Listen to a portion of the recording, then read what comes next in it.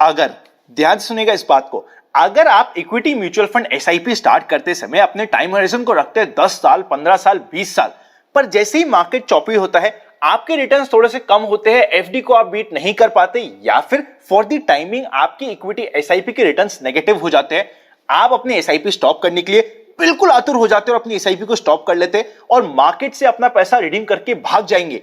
ऐसा अगर आपका माइंडसेट होने वाला है तो इससे बेटर यह है कि आप इक्विटी एसआईपी को स्टार्ट ही मत करिए।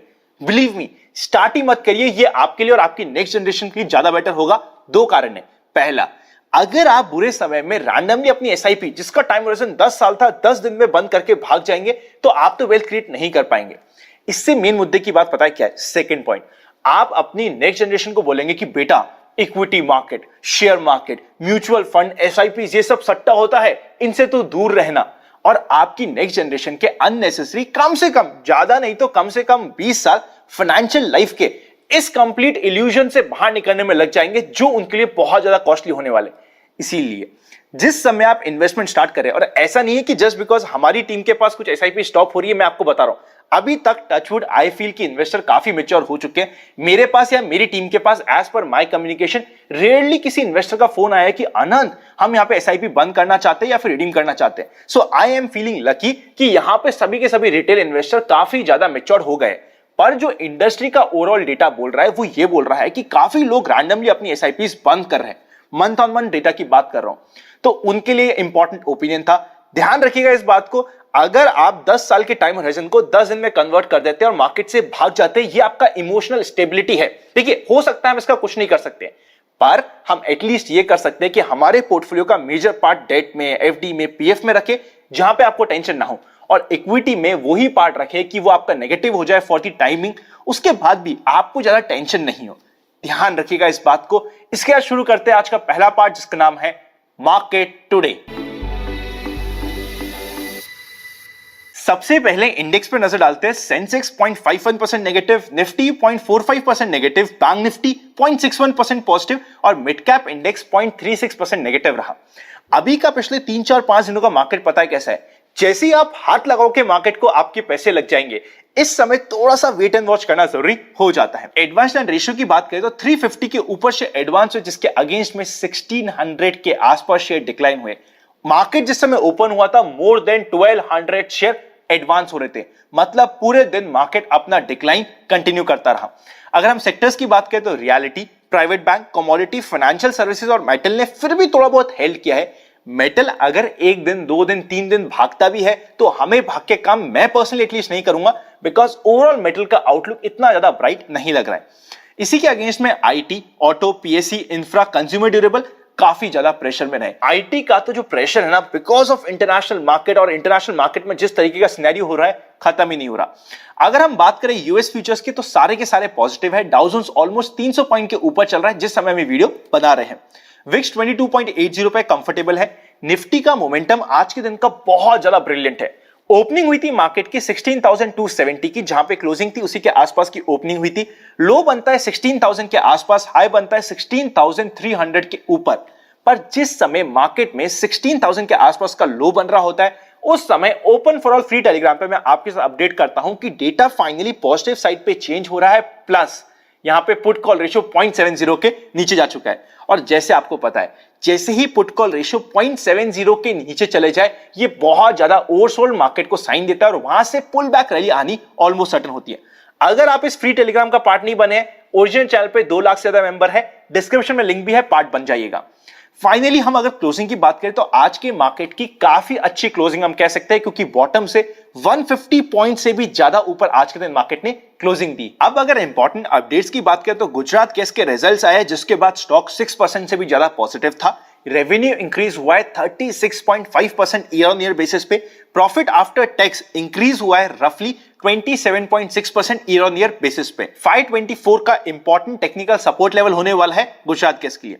सिप्ला के भी रिजल्ट्स आए और रेवेन्यू में ग्रोथ हुई है 14% की, पर प्रॉफिट आफ्टर टैक्स 10% रिड्यूस हुआ है। पुअर रिजल्ट्स हम कह सकते हैं। वोडाफोन आइडिया के रिजल्ट्स वापस से ओके टू पुअर आए हैं।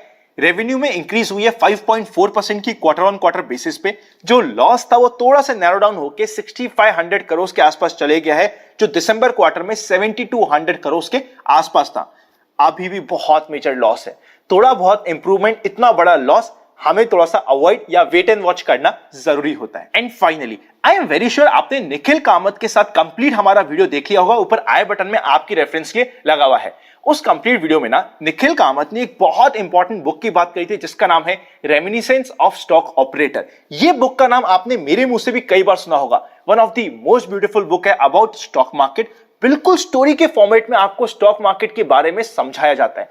अगर ये बुक आप नहीं भी पढ़ सकते तो उसका ऑडियो वर्जन आपको कुकू एफएम पे मिल जाएगा। डिस्क्रिप्शन में लिंक है। अगर आप इन्वेस्ट 50 के कूपन कोड को यूज करेंगे तो एडिशनल 50% का डिस्काउंट आपको कुकू एफएम पे मिलने वाला है। ये बुक सुनना बहुत इंटरेस्ट आने वाला है आपको। इसी का चलते हैं नेक्स्ट सेक्शन पे जिसका नाम है FIIs and DIIs action. FIIs और DIIs का डेटा आज के दिन आप यहां पे चेकआउट कर सकते हैं। चलते हैं नेक्स्ट सेक्शन पे जिसका नाम है व्यूअर्स क्वेरी।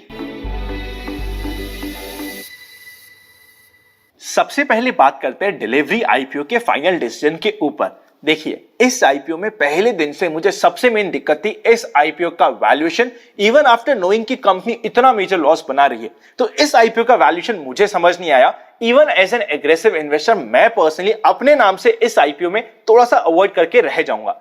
इसका मतलब ये नहीं कि इसमें लिस्टिंग नहीं हो सकता है, पर इस वैल्यूएशन पे मुझे इसमें काम करने की बिल्कुल भी इच्छा नहीं है। अब चलते हैं एक इंपॉर्टेंट क्वेरी के ऊपर। क्वेरी आ रही है SBI कार्ड के रिलेटेड और सेकंड क्वेरी आ रही है IRCTC से रिलेटेड। सबसे पहले आप SBI कार्ड का टेक्निकल चार्ट चेकआउट कर लीजिए। इसका आखिरी टेक्निकल सपोर्ट होता है 720 का। अगर अभी तक मैंने यहां पे स्टॉप लॉस बुक नहीं किया होगा तो मैं अब यहां पे भाग के से एग्जिट नहीं करूंगा, पर 720 के इंपॉर्टेंट स्टॉप लॉस को यूज करने वाला हूं। फाइनली अगर हम बात करें IRCTC की, जब तक IRCTC 760 के ऊपर नहीं जाता है हम भाग के काम नहीं करेंगे। अगर आप अक्टूबर नवंबर से इन्वेस्ट आज फॉर कल के चैनल से जुड़े होंगे तो जिस समय ये 1200 के लेवल पे गया था और क्लाइमेक्स स्टॉप बनाया था वो वीडियो वापस से आप जाके देख लीजिएगा। हमने ओपनली आपको बोल दिया था कि अगले 6 महीने बिना 1200 छोड़िए 1000 का भाव भी नहीं आएगा, जिस तरीके का ये क्लाइमेक्स स्टॉप बना है। इसीलिए जब तक 760 के लेवल को ये क्रॉस नहीं करता मैं पर्सनली भाग के काम करने की बिल्कुल भी कोशिश नहीं करने वाला। नेक्स्ट एंड फाइनल क्वेश्चन कि अनंत, मैंने एक IT बेस्ड म्यूचुअल फंड में इन्वेस्ट किया था, 25 साल का टाइम होराइजन है, मैं क्या करूं? देखिए, कभी भी सेक्टर फंड में लॉन्ग टर्म के लिए इन्वेस्टमेंट नहीं किया जाता। सेक्टर फंड में हम हमेशा यूज करते हैं एज अ टैक्टिकल स्ट्रैटेजी। तो वहां पे 25 साल के लिए अगर मुझे यूज करना होता तो मैं कभी भी सेक्टर फंड, चाहे वो IT ही क्यों ना हो, मैं एटलीस्ट पर्सनली यूज नहीं करता। अभी for the timing at least next 3 से 6 महीने में IT में थोड़ा सा प्रेशर बना रह सकता है। इसके लिए आपको मेंटली रेडी होना पड़ेगा। अपनी रिस्क प्रोफाइलिंग को वापस से चेक करिए। अगर उसमें कोई सेक्टर फंड का अलाउंस नहीं है, आपकी रिस्क प्रोफाइल के अकॉर्डिंग आपको सेक्टर फंड में इन्वेस्ट नहीं करना चाहिए, तो इसे आपको अवॉइड करना पड़ेगा। अगर कर सकते हैं तो इस रिस्क को जानते हुए कि सेक्टर फंड कई बार 5-5 साल 7-7 साल भी अंडर परफॉर्म कर जाते हैं, आपको अपना डिसीजन बनाना चाहिए। चलते हैं नेक्स्ट सेक्शन पे जिसका नाम है स्टॉक इन फोकस।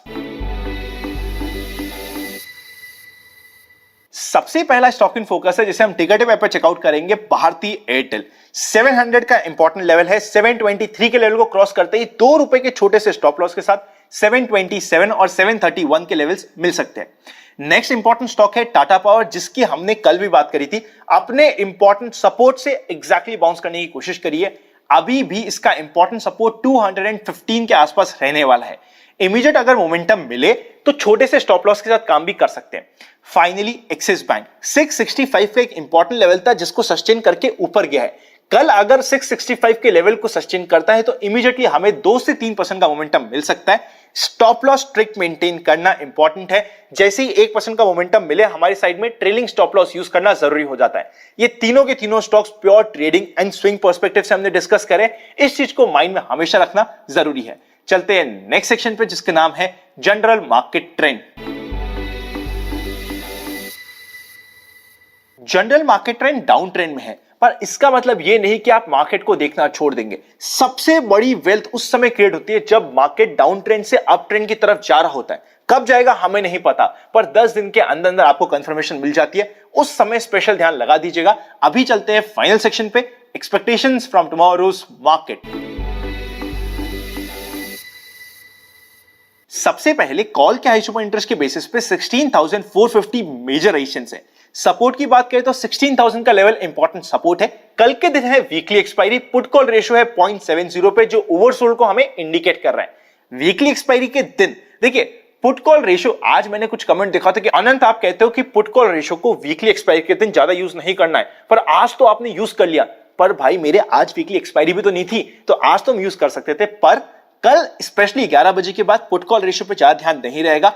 मार्केट को ओपन पोजीशन के बेसिस पे जो करना है वो करता रहेगा, पर 0.70 या उसके नीचे के पुट कॉल रेशियो पे शॉर्ट एटलीस्ट आप नहीं कर सकते, ये बहुत ज्यादा क्लियर हो जाता है। इससे पहले पुट कॉल रेशियो 0.70 के नीचे रिसेंटली आया था, जिस समय वो पैनिक बॉटम बना था 16,600 का, और वहां से इमीडिएटली आपको 300 से 350 पॉइंट का बाउंस बैक मिल गया था। उसके बाद कभी भी 0.70 के नीचे पुट कॉल रेशियो नहीं गया। आज जैसे ही मार्केट 16,000 के नीचे गया था, उस समय पुट कॉल रेशियो 0.70 के नीचे गया था, और इमीडिएटली आपको मैंने बताया भी सही, और वहां से बाउंस भी आ गया। अभी 0.70 के आसपास है, इस लेवल के आसपास बेयरिंग टुमारोज डे, बिकॉज कल वीकली एक्सपायरी है, फिर भी आप शॉर्ट तो नहीं कर सकते। छोटे स्टॉप लॉस के साथ काम करना है तो कर सकते हैं। कल के दिन के मार्केट मोमेंटम की बात करें, अगर मार्केट ने 16,250 के लेवल को क्रॉस किया, ऊपर सस्टेन किया, तो चाहे तो मार्केट कल नेक्स्ट 100 पॉइंट की रैली इमीडिएट दे सकता है। इस चीज को ध्यान रखिएगा। नीचे की साइड 16,000 इंपॉर्टेंट लेवल होने वाला है। Happy learning and I will see you very soon.